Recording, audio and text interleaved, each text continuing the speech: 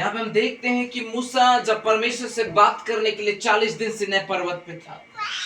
अगर ये वचन हम देखा जाए तो बड़ी गंभीर से अगर हम सोचें तो आज इस्राएली लोग कितना बेकूफी काम कर रहे हैं। जहां की परमेश्वर ने मूसा को भेजा, जो मूसा हकलाता था, जो मूसा मेरे पे बोल नहीं पाता था, परमेश्वर ने उनके साथ हारून को भी भेजा कि मिस्र से मेरे लोगों को क्या कर ले, छुड़ा के ले आ। लेकिन यहाँ हो क्या रहा है, हम देखते हैं कि मूसा चला गया परमेश्वर से बात करने, लेकिन हम देख क्या रहे हैं, इस्राएली लोग क्या बोल रहे हैं हारून को कि जो मूसा हमें परमेश्वर की सामर्थ्य के द्वारा मिस्र से हमें निकाल के ले आया था, अब हम उसे नहीं जानते कि क्या हुआ।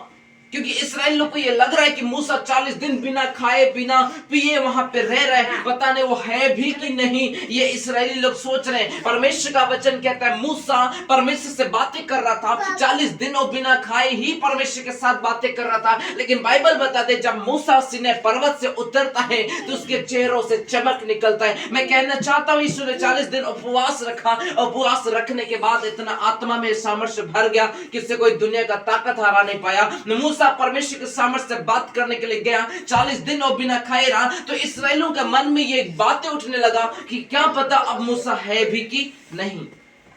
लेकिन यहाँ पे हम देखते हैं कि देखो हारून भी प्रभु का काम को देखा था कि नहीं देखा था। हारून को परमेश्वर ने मूसा के साथ भेजा था और हारून ने देखा। लेकिन इस्राएली लोग क्या बोलने लगे, इस्राएली लोग बोलने लगे कि हमारा दास यानी कि मूसा पता नहीं है भी या नहीं।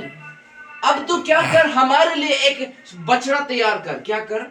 बछड़ा। परमेश्वर ने देखो मना किया है साफ प्रीति से कि मेरे अलावे कोई खुदा है ही नहीं। स्वर्ग और पृथ्वी का मालिक मैं हूं, तीसरा कोई है नहीं, दूसरा कोई है नहीं, एक काला मैं ही हूं कहता है। लेकिन यहाँ पे इस्राएली लोग क्या कर रहे हैं, हम क्या कर रहे हैं? इस्राएली लोग ये देखकर सोचने लगे कि मूसा का आने में देरी हो रहा है, पता नहीं है कि नहीं, अब क्या कर तू बछड़ा बना। और हारून जिसने प्रभु का काम देखा था, और हारून ने भी क्या किया, बोल दिया तुम अपनी बेटा बेटियों के कानों के बालियों से तो अपने सोने को उतार दो ताकि मैं उससे एक ढाल कर एक बछड़ा बनाऊं और गांठी से ठोक कर उसको मैं खड़ा कर दूं। यहाँ पे हारून भी गलती कर रहा है। आज आप क्या कर रहे हैं? आज परमेश्वर का आना निकट है लेकिन मनों को दूर ले जा रहे हैं। आज परमेश्वर का आना निकट है, आज अपने मनों को हम संतुष्ट नहीं कर पा रहे हैं। आज परमेश्वर का आना निकट है, आज हम अपने पापों को छोड़ नहीं पा रहे। यहाँ पे ये लोग क्या कर रहे हैं, यही तो कर रहे हैं। उनको लग रहा है कि मूसा है या नहीं। आज हमारा मन में भी ये कई बार सवाल उठता है कि हमारा प्रभु का आने का देरी समय हम थोड़ा एंजॉय कर ले, मूर्ख स्त्रियां ना बने हम पांचों की तरह। यहाँ पे इस्राएली लोग क्या कर रहे हैं, और सुनो ये कितना अद्भुत, कितना बेखूबी कर रहे हैं ये लोग क्या कर रहे हैं, बछड़ा को बनाने के बाद, वेदी बनाने के बाद पता है क्या कर रहे हैं, आए इस्राएल का परमेश्वर तू ही है जिसने हम मिस्र से छुड़ा के लिए एक बछड़ा उसको निकाल के ले आया था क्या उन लोग को, और बछड़ा उनको आगे आगे चला। यहाँ पे देखो वचन क्या कहते हैं, देखो लिखा है हारून ने उनके हाथ से लिया और एक बछड़ा ढाल कर बनाया और टाकी से गाड़ा। तब लोग कहने लगे हे इस्राएल तेरा ईश्वर जो तुझे मिस्र से छुड़ा लाया वह यही है। हारून क्या कह रहा है, हे इस्राएल जो मिस्र से तुम्हें छुड़ा के लिए आया वह यही है। एक बछड़ा भला कैसे गया था मिस्र में, गया था क्या वो? नहीं। हारून को तो परमेश्वर छोड़ेगा ही नहीं, क्योंकि मूसा को कहता है परमेश्वर मेरा क्रोध भड़क चुका है मेरे लोगों के ऊपर। लेकिन पता है मूसा हाथ जोड़कर कहता है प्रभु मत कर ऐसे, तू क्रोध मत कर, तू थोड़ा शांत हो।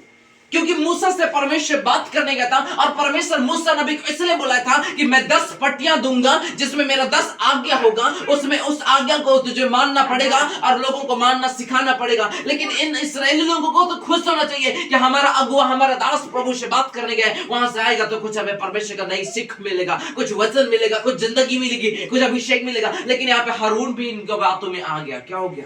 हारून भी इनकी बातों में आ गया। इस्राएली लोग जो लोग कहराते थे, दुआ करते थे अरे प्रभु हमें छुड़ा ले, लेकिन ये लोग क्या कर रहे हैं, अब मूसा जिंदा है या नहीं। अब मेरे प्रिय 40 दिनों बात करने गया सिनै पर्वत पे, बाइबल बताते जब प्रभु उतरा तो सिनै पर्वत क्या हो गया, हिल गया, धुएं से भर गया। तो इस्राएली लोग क्या सोच रहे हैं, अब हमारा प्रभु मतलब हमारा मूसा है या नहीं। इसलिए हारून को कहते हैं कि हमारे लिए सोने का बछड़ा तैयार कर। तब हारून कहता है कि अपने बेटे और बेटियों के कानों में जो बालियां हैं सोने का उसे उतारो ताकि मैं उसको ढाल कर उसको मैं बनाकर खड़ा कर उसको काठी से सीधा कर दूं।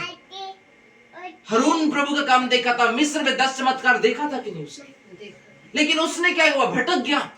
आज इसलिए बाइबल में प्रभु का वचन में कहते हैं सावधान कि तुम्हें कोई भरमा ना पाए।